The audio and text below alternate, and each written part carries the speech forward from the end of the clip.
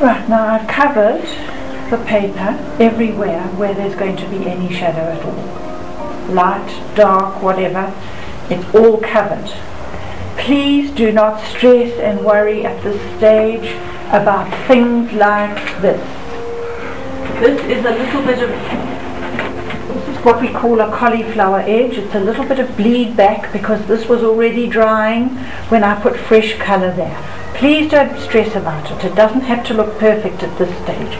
There are all sorts of aberrations here. There's a cauliflower there, there are problems here, but we're in very early stages. And if things don't look absolutely perfect on your animal, please don't worry. If you've got spots, they are absolutely marvellous and they iron out all these little imperfections.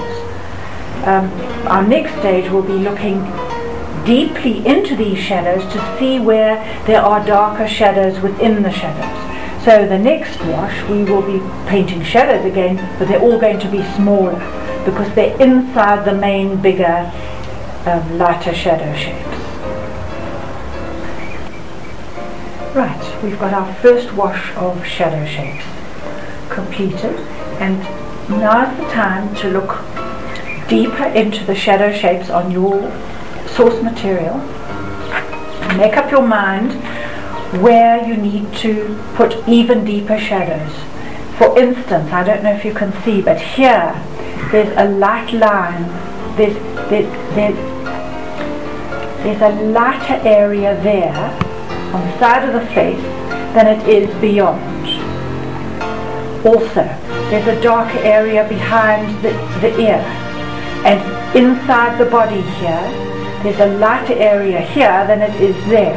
Now these are the sort of things that you have to reflect when you go back into the shadows. If you don't do this, then your shadow lands up just being a flat area with not enough modelling and nuance inside it. So that is going to be step number 5. But before we do that, I have already looked at this and I have decided that I did not observe some areas of light here, and I've rubbed my wash with a short haired brush just to lift some of the tone out.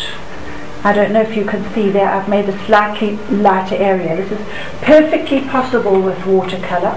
It's difficult if you've used a very staining paint, often it won't lift. But if you're using the earth colours especially, it's quite easy to lift out extra light where you want it. I've also decided that it was too dark here on the nose, and I've lifted quite a lot of tone out here to get more of a dazzle of light on the bridge of the nose. So I have gone around touching up where I found little problem areas. I'm now going in with the same shadow colour again, the same base, brown madder, ultramarine blue, and my mix here in the middle, and I'm going to darken some of the shadows to try and get a little bit more modelling on the leopard. You'll see if I fold this up, there's a big tonal contrast there, and if you actually fold up your photograph and put it against the painting, you'll see it's not dark here, it's not dark enough there, it's not as dark as it needs to be. Look how much difference there is. There's another 2 or 3 tones that I can put in there to get this actually very, very dark shadow on this leopard, probably because the sunlight is very strong. So I'm going to upgrade my shadows now. I'm starting here with the eye, where there's a very dark shadow just beyond the bulge of the eyelid and on the other side of the cheekbone. And this shadow comes right down below the cheekbone and into the side of the nose and into some of the shadows here in the wrinkles on the side of the nose that come down into the muzzle.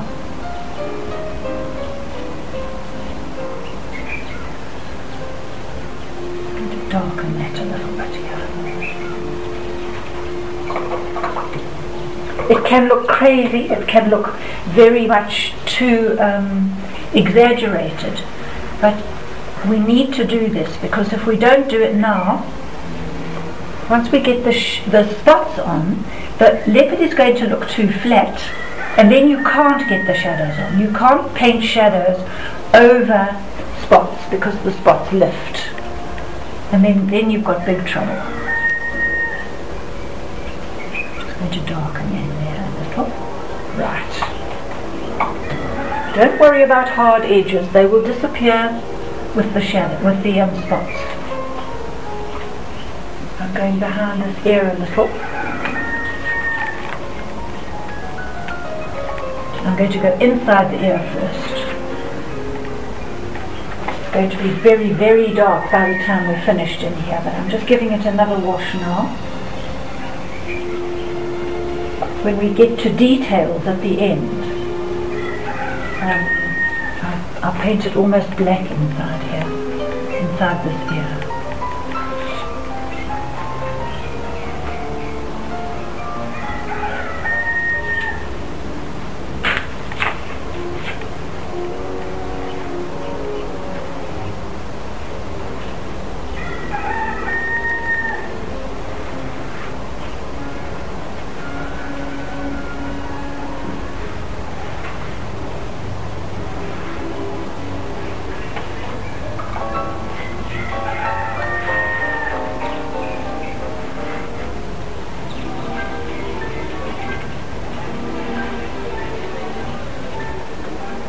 Very dark here on the other side of the shoulder blade.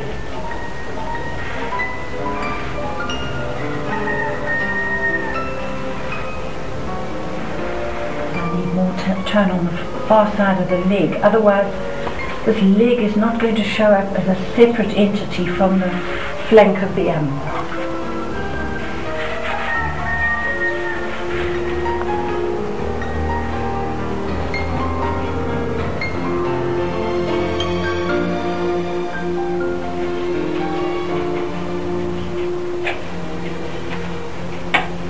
I'm shifting colour just a little bit on the back.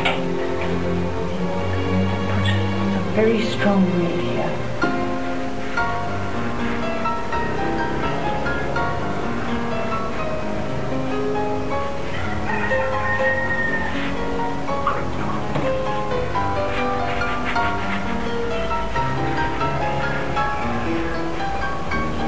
I'm going to put some blue on top of that and let's see what happens. I need to get this string here.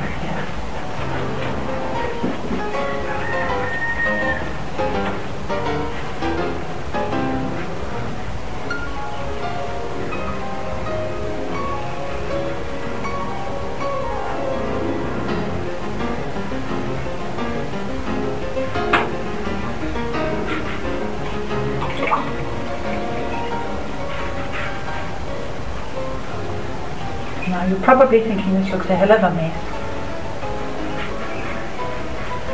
Don't worry, spots will sort.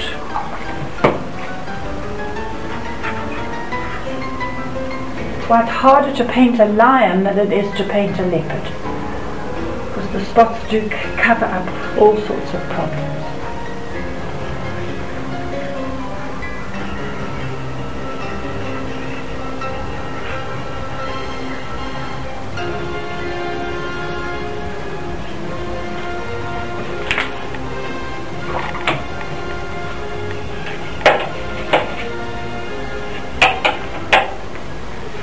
Deciding I haven't actually got enough local colour here. I'm going to put a little bit more of this burnt sienna in while I have an opportunity here. It's interesting that the minute you get the shadows and the dark areas in, the local colour tends to disappear. So it's very important to get it dark enough at the beginning.